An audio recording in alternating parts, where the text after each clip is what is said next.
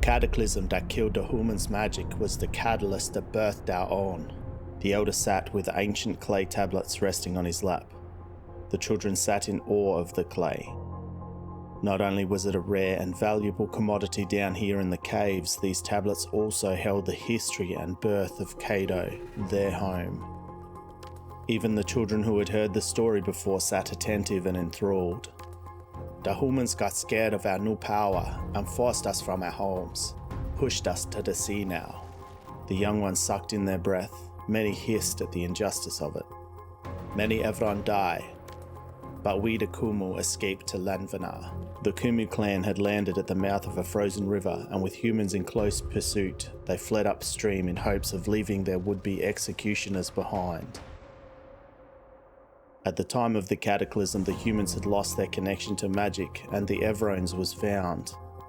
Because of this, the humans forced them from Caelum before the entire political landscape changed. Fearful of their place as the dominant species on the mainland, the humans slaughtered the Evrone in huge numbers and forced them to flee into the oceans. Some clans managed to find ships and fled, but most were killed either by sword or drowned at sea. The humans were relentless in their pursuit, following the Kumu tribe up the river. By God's Dia's grace, we meet with the Satu clan at the end of the two rivers. The Satu clan had fortuitously landed at the mouth of a second river on Lanvanar that met up at the same location. Ahead of the Evrone, though, was a mountainside. A ridge of snow, rock, ice, and chilling cold separated the two halves of the continent. Together, the two clans decided to cross the ridge. Either the sword or the cold was to kill us. We chose the cold. We would not give the humans the satisfaction. The children cheered. Both clans lost even more family to the brutal terrain. Then something happened to them. When all that was ahead of us was defeat and death, the magic that was born in us stirred. The guide carefully started to pack up the tablet in his hand. "Come on, go." The children urged the elder to continue the story. He would not be rushed, however, wrapping the clay in brood fur. The brood were an omnivorous beast that shared the caves with the Kumu clan. They were a great source of food, fur, and leather for the people. The elder knew the story by heart, but this delicate display was all part of the show. He knew that to be truly sated, you had to create a thirst. He picks up the next bundle containing the two parts of a clay tablet. It had broken a long time ago, but was still legible. Carefully unwrapping it, he took a breath and indicated for the children to quiet down. The Evron started to burn. The children cheered. One of the magics their people were blessed with when the cataclysm occurred was the manipulation of temperature. They could transfer heat from one source to another.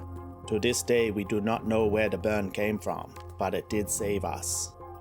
Against all odds, the Evron made it across the mountainside to find another frozen river. Leading in two directions, the Evron had a choice to make. Not sure if the humans were still pursuing them, they decided to split back up into clans. The Satu headed east, while the Kumu headed north. This decision was made to increase the chances of survival for the Evron. For all they knew, these two surviving clans were the last of their people. As they travelled, the burn abated, and they were left back in the cold. At the end of the frozen river, the Kumu found a desolate valley of glaciers, snow, and death. With hope all but gone, one Evron would not let her people die. Sosa focused herself against the ice, and it melted. The children went silent. The Evron held her hands against the glacier and focused the energy she felt during the burn. It started to melt away from her. She pushed herself into the ice with the intention of making a cave for some respite for her people. Once she started, however, she could not turn it off, burning her way into the glacier. The power had to be drawn from somewhere, and Sosa was using her own body heat to drive her magic into the ice. She spent everything of herself in making Sosa's gate, but by fortune meant for the bravest souls, she broke into the Kado caves. The Kumu's saving grace came at the expense of Sosa's life.